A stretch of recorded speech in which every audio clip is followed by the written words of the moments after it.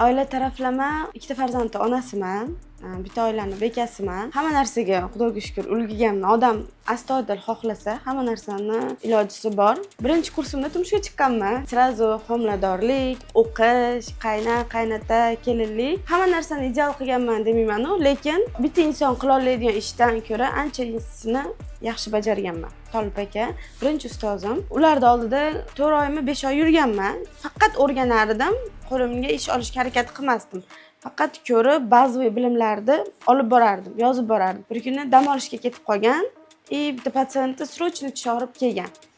Men sizni avval ko'rganman, yonida yurganini siz o'zingiz qiling degan. Patsient o'zi xohlagan. Hop deb boshlaganman. Shu patsientni hali ham eslayman, erkak kishi bo'lgan. Qilig'ini davolaganman. Undan keyin qolgan 5 ta tishini ham ustozimning oldida kelib, o'zimga davolatib ketgan qolgan ishlarini.